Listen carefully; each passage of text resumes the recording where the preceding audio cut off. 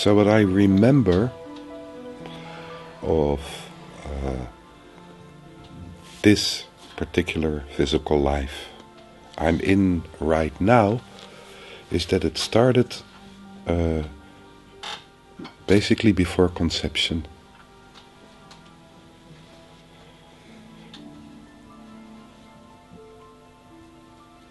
I was somewhere.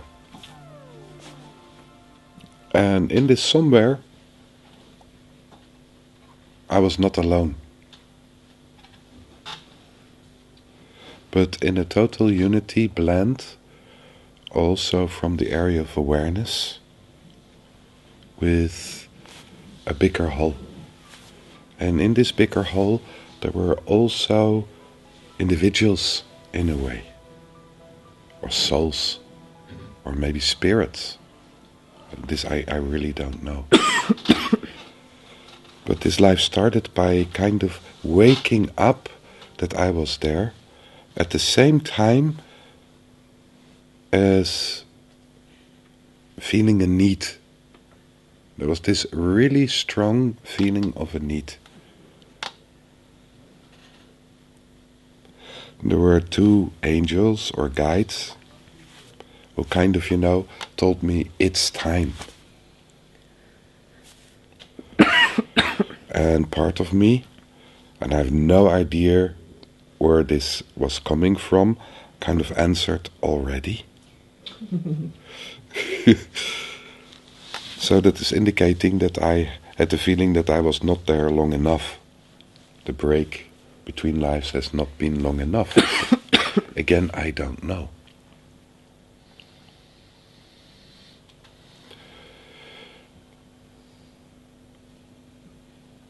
And I'm telling this story because this need to be incarnated, this need to be born,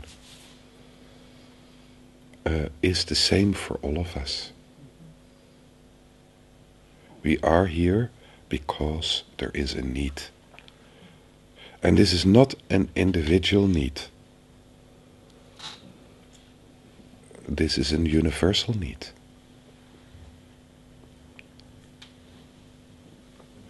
Then we have this really short period, which seems to be long, but it's a really short period in which we have a physical life, in which we perceive through, in, and around a physical body.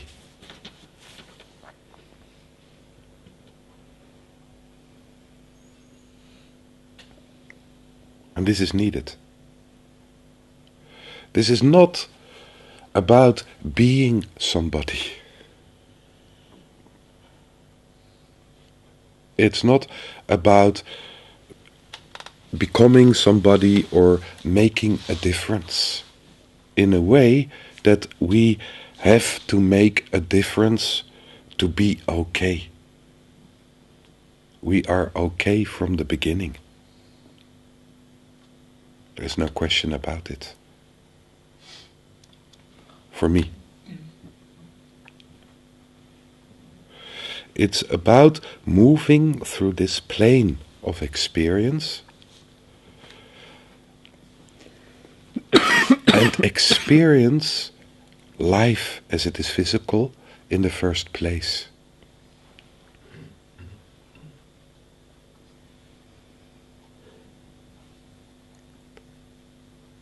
And this brings us to what is life and what is experience. What is thought? Because these are all parts of physical life. Also what we call consciousness. Or witnessing, I think, and again this is I think, I'm not stating this as a true, but what I understand of it, this is part of physical life. The person we form, the I we form, is part of physical life. If we die, the person dies with us. We are not the person.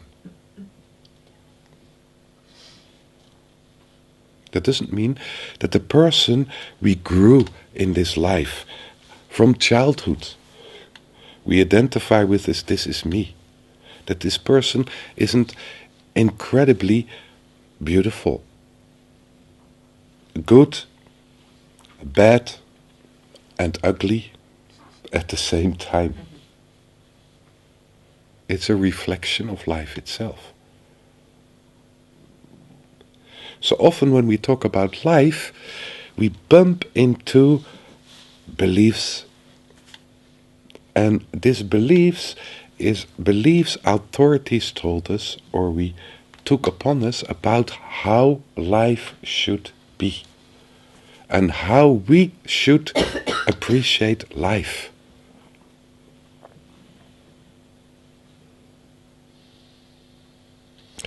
That life is a good thing. That we should be happy to be alive. That we should be grateful for life itself. That if your life is not beautiful and full of happiness and bliss, that you do something wrong. Because that is what it should be.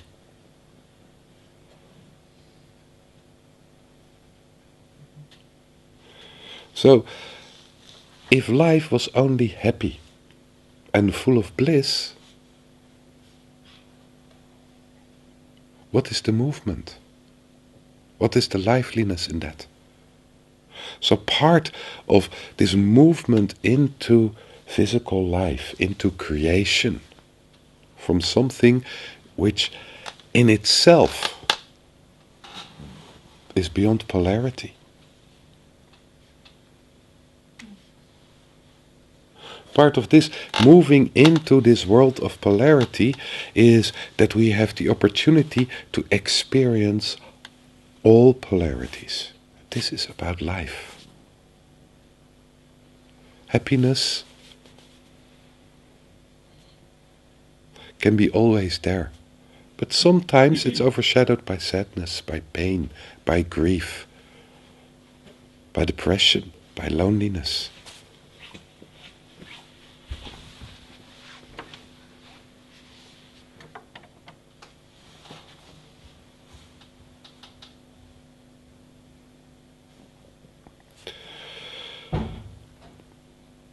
So we are kind of moving into these polarities, and good and bad,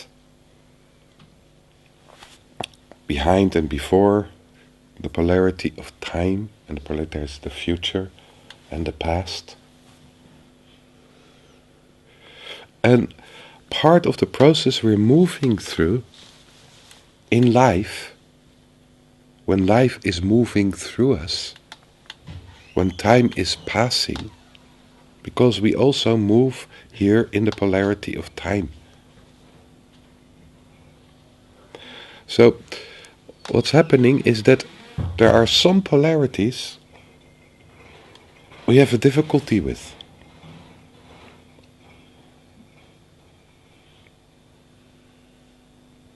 Some polarities we can just not let pass by. We have a difficulty to receive these polarities completely, to let this move totally through ourselves.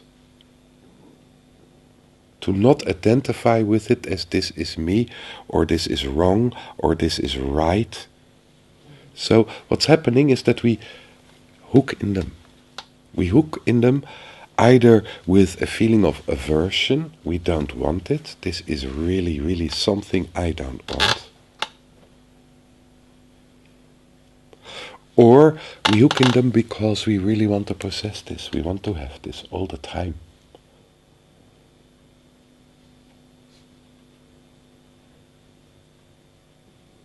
We try to hold on to it. Like when you have a very good experience, you hold on to the experience, because if you have this experience all the time, so boring. You're okay. You're totally right, Gerda.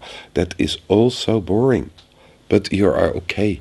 We try to hold on to experiences because the experience, we think, in a way, is what we are. If we're happy all the time, we are happy. And we are a good person because good people are happy all the time. They're developed.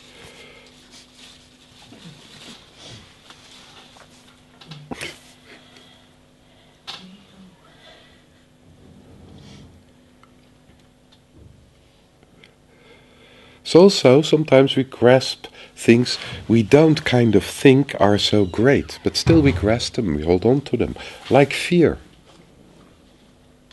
If you're anxious all the time, you never get surprised by fear.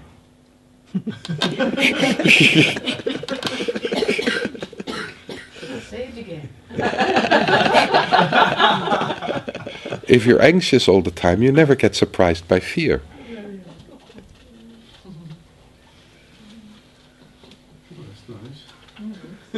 So also, this we can grasp.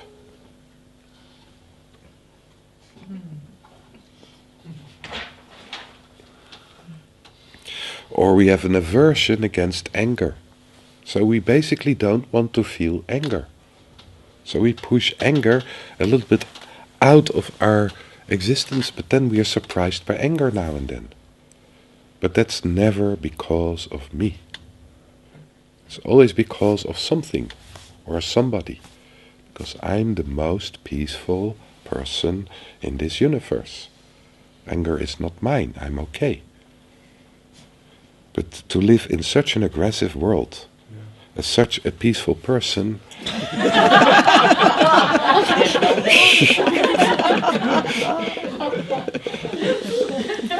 you have to chop some heads now and then. Well, somebody has to. At least somebody.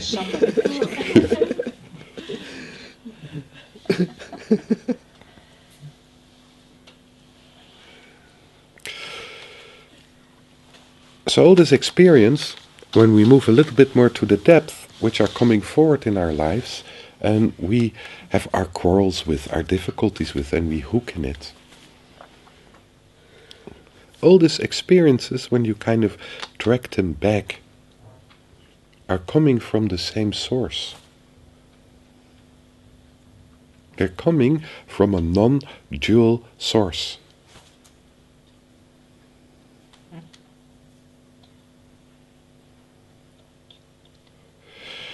And they making a cycle through us, like life is coming from a non-dual source, moving through duality back to its source.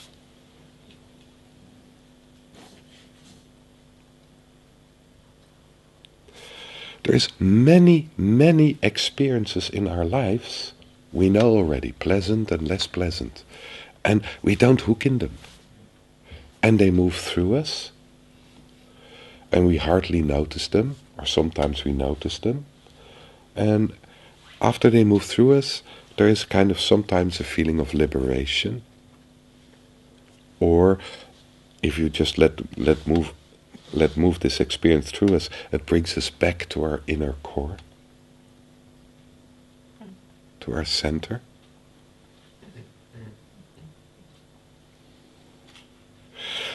This is basically the experience of life coming from light.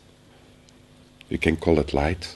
You can call it the unconditional source. There is a lot of different ways to describe it. Moving into polarity like we move into polarity when we get born. And at a certain moment, move back into the source. This is important to understand, because that means if we are able to let an experience just move through us, experience it, not identify with it, no aversion, no grasping, just let it be, it will move back to its source. It will pass. If we grasp it or we have an aversion, we get hooked in it in a way. So, when we look this from the receptive universe, something is noticing that this is happening through us. This something which is noticing this we call awareness, or consciousness, or perception. We perceive. We perceive the different experiences of life, life itself, our life story, through us.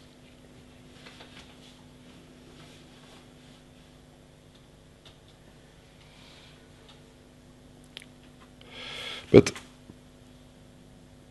so the more we are in the position of the one who is perceiving, the less there is the tendency to hook, to identify with what life is bringing forward. The more we are able to be receptive towards life, the less we are in ahead of changing life, doing things. Oh, it's not okay like this. In this situation, I shouldn't feel fear. In this situation, I should feel courage. In this situation, I shouldn't freeze. In this situation, I should act like this and this and this. We even think about it, you're in a plane crash, and what do? You take your handkerchief, and you go down slowly.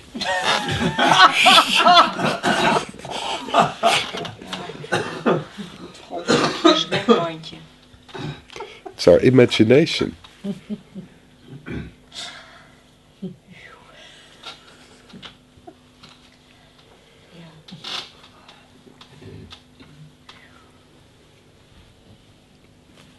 So when you look to that, it's really this active part of mind, which is really important in itself as well, but which is taking over in a way from the receptive side. Sometimes so strong that we are not even able to attune to a situation to see what is needed. We start to act. It's like a premature ejaculation. You start to act before you even connect it to what's going on. There's such a need to manifest. And when you look into this need to manifest, to show that you are okay.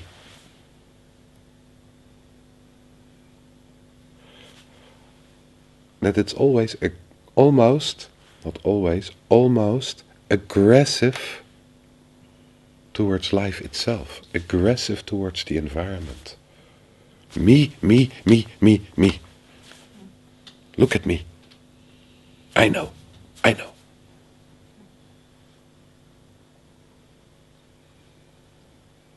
So when you move in the receptive side, what you move into is, I don't know. I'm curious. I don't know what's happening. It's what Georgi brought forward, the beginner's mind. Is the miracle, the wonder of life, which is there every moment. And it seems that when we are in the beginner's mind, that we are much more open to life, experience life much deeper.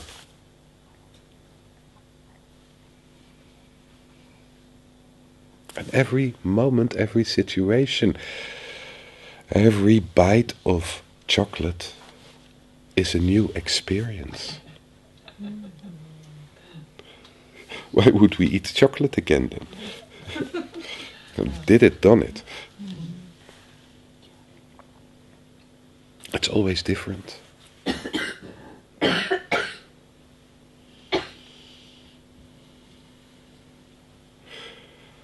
So this beginner's mind, this openness is really receptive. And the wonderful thing is the more we're able to move into this receptive side, the less we need to think about what we need to do, how we need to take action.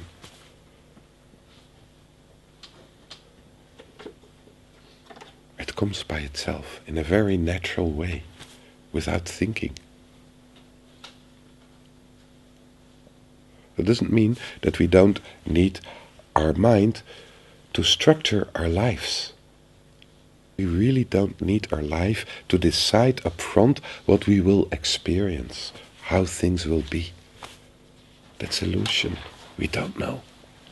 We really don't know what tomorrow will bring us. And how we will feel tomorrow. What life will be tomorrow. We don't know.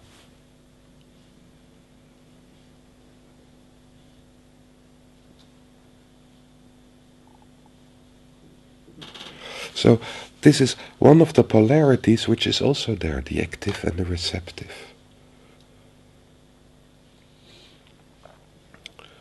If the active takes over the receptive, we create chaos.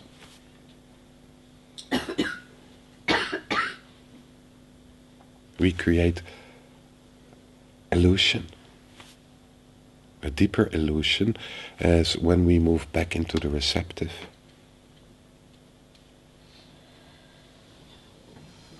So life is moving through us in the form of experience, thoughts, perception. We perceive it.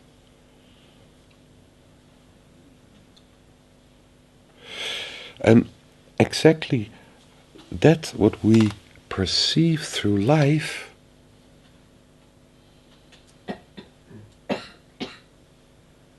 and where we get hooked in, where we have a resistance or an aversion against, or what we think is really yummy, when you look to this whole story, how we relate to life, this is our teacher. This is the highest teacher there is. This is the mirror of our own attitude.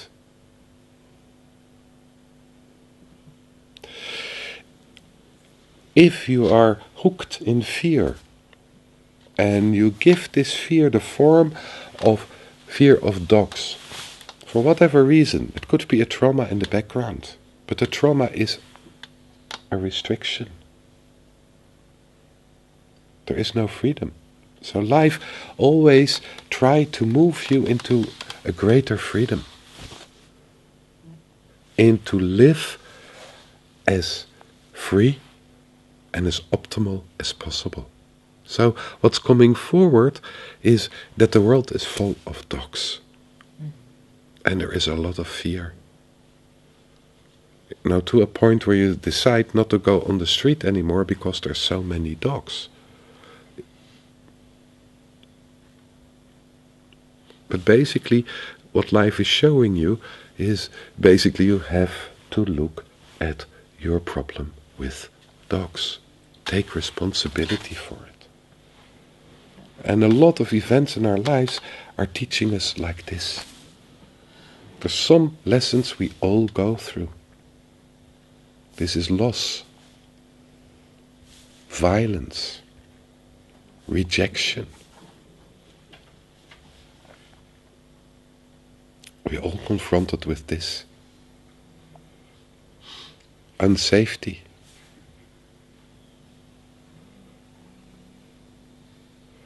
We are not living in a safe world.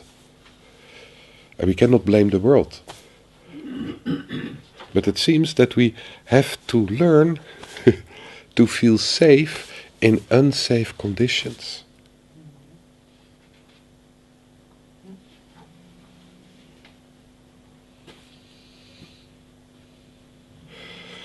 In the whole process of inner growth, there is at a certain moment, there is what is brought forward, the liberation of suffering. And this is what people are striving for. Get free of suffering, the liberation of suffering. And it's understood in a way that you don't need to suffer anymore. You're beyond suffering. I'm beyond suffering now. I'm enlightened. There's no more suffering in my life. So I feel in unity with the world. So there's no more suffering. I'm so developed that I don't suffer. How could you be in unity and not experience the suffering of other people as your own? That's unity about.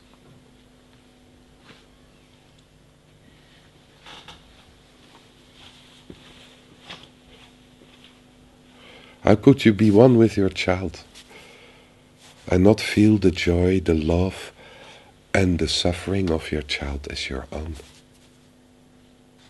How is this possible? So should we be totally isolated? Because basically we're too good for the suffering of others?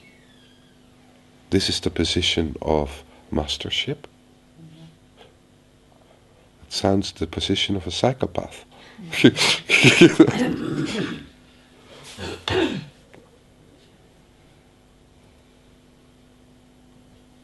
So what is this movement beyond suffering then? Freedom of suffering, what's meant with it? It's partly what's brought to us through the lessons of life to lose the fear of suffering. It's something we don't need to fear. It's part of life. And there is this incredible blessing that all suffering will end. All suffering will end at a certain moment. Toothache will end at a certain moment. The physical suffering will end at a certain moment. All suffering will end at a certain moment in a way that we move to another position when we die. Toothache will pass by in time. The suffering of others, there is movements in it. It's going up and it's down, going down. The suffering of the world is alive, with little stars of incredible beauty and happiness. It's all there. It's both there. It's not one or the other. And we move in between that.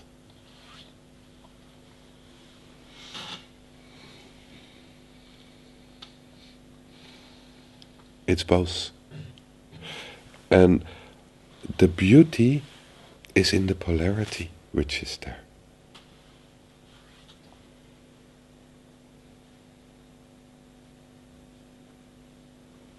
Like most of us are liking the smell of roses.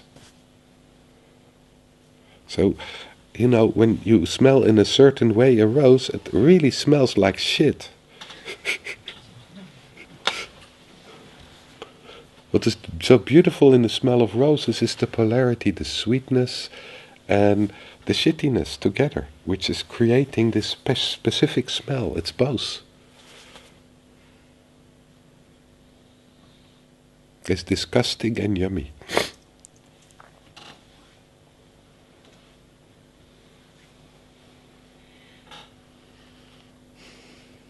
So life is both. It's like a pulse. What? Als een pulsering. It's like a pulsation, it's both. Both is there. So the more we are able to receive life as it is, whatever it brings, because this is the service we are doing here. And what is this service? This service is if life is moving through us to its source, something magical is happening. It's like the magical thing is in between the one who is perceiving and life itself, it refines. It refines the experience again and again. When you move through an experience of enlightenment, there is a period that you really hold on to it, till it becomes boring, empty. And then you learn to let it go. And to let it go, the experience will come back but more refined. With every experience we're able to let go, it refines itself. As emotions which are part of our instinct, which are part of the physical world, if we move through them and we experience them, we allow them to move through us, they will transform, refine. Anger refines itself in forgiveness. Fear refines itself in liberation, freedom.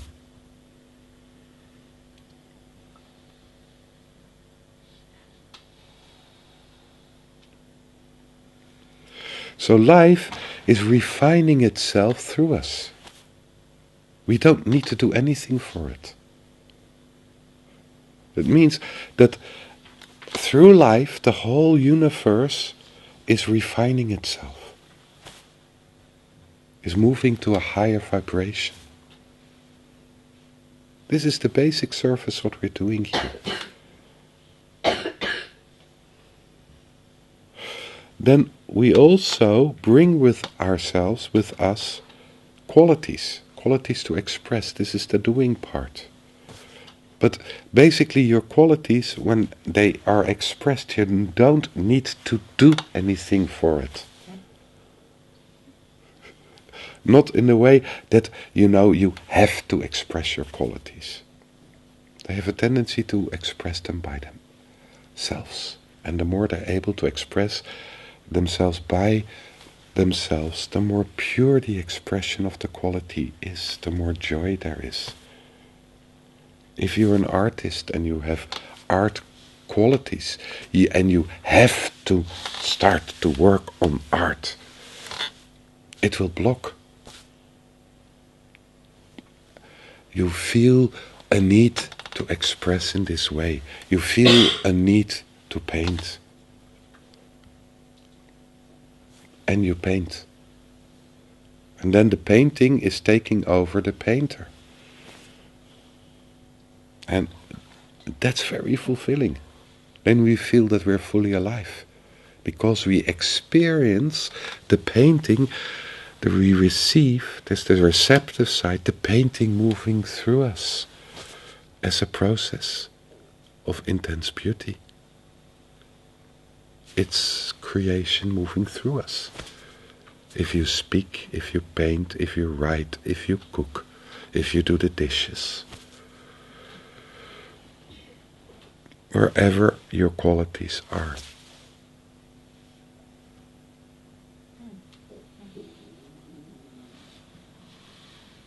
It's not you. It's the same. It's the receptive on the background.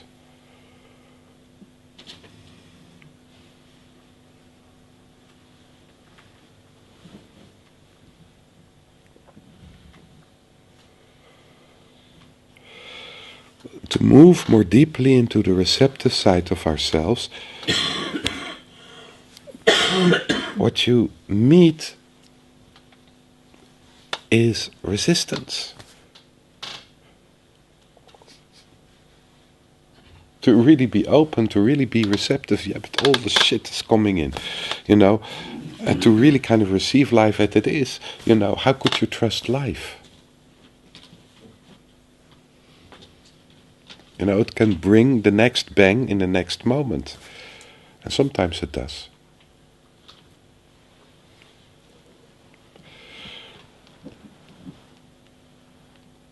But then we do something with this which is really a little bit crazy. We try to control life. Because we cannot trust it, we try to control it. And then we get even more frustrated, because how could we control life? How could we control what's happening tomorrow? How could we control what's happening the next moment?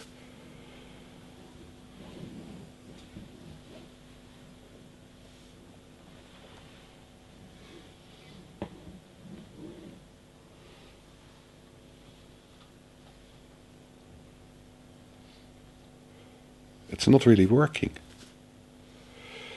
We control one thing, another disaster pops up. Life is very creative. Yeah, experience. If you look into it, there's always new disasters.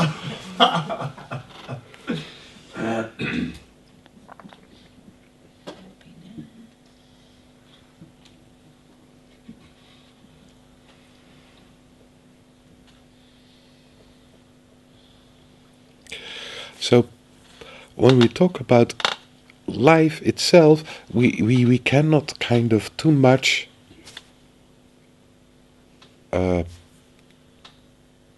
interfere with life itself.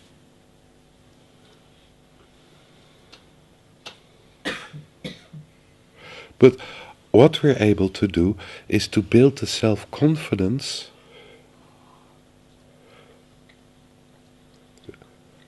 that we're dealing with life, that we're able to deal with life. And there is something very beautiful here, because this self-confidence is not only connected with you, it's connected with us. Together, we're moving through life. This is not a lonely thing. And together, we're able to be there for others when it's really, really hard. And together, we're able to enjoy when it's really, really light. So the more we have a feeling of togetherness, of mutual support, the more self-confidence is coming forward in life as well.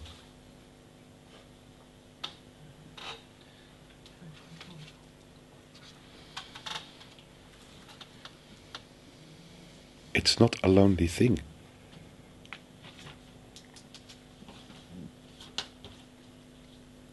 But there is a part we have to do for ourselves. That's basically to allow the ability to experience, to allow the ability to be receptive, to take responsibility for your own perception, what life is bringing you. And this we can share with others and ask for support or be supportive.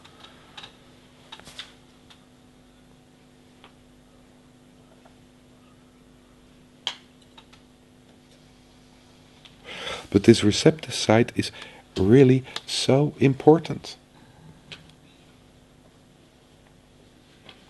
So,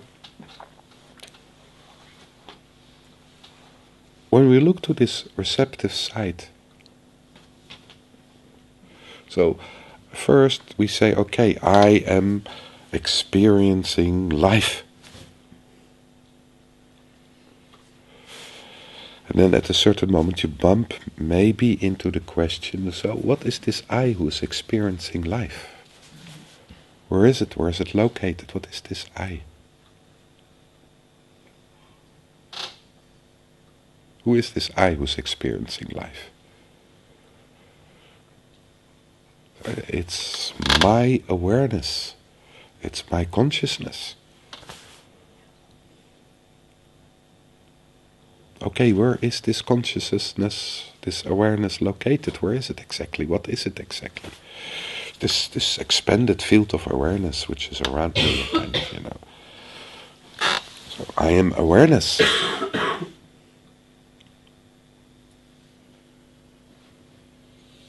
So where does this awareness begin and where does it end?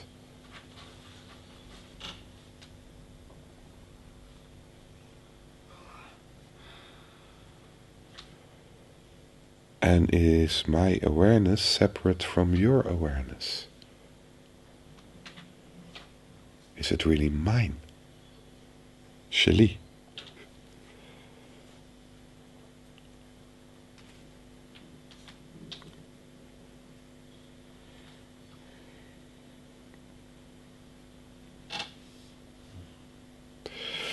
So this is very much where we're moving into as well in this course, to kind of into this inquiry.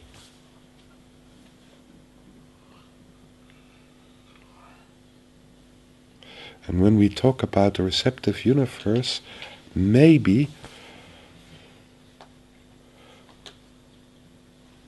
it's an end.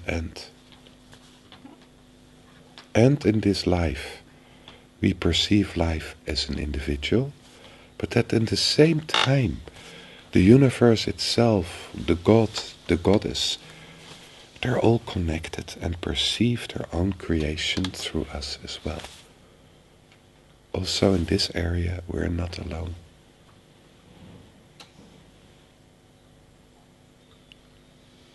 Every moment of our individual lives is perceived as incredibly precious because of the unique perception we have from life.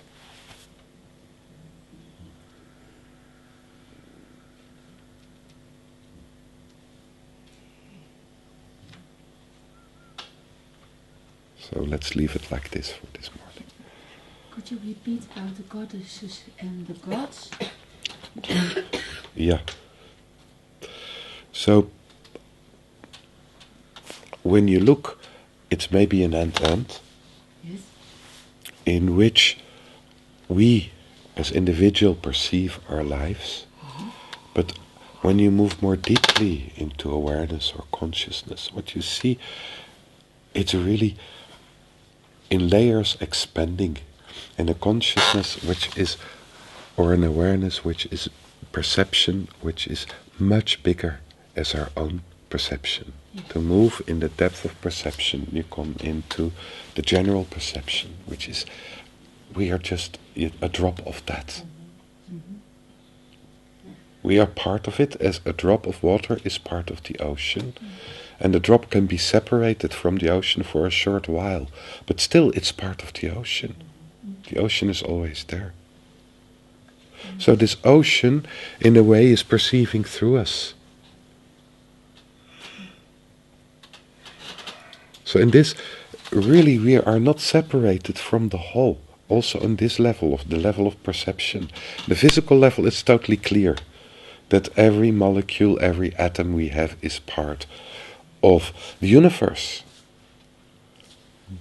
On the level of consciousness, awareness, it's very much the same.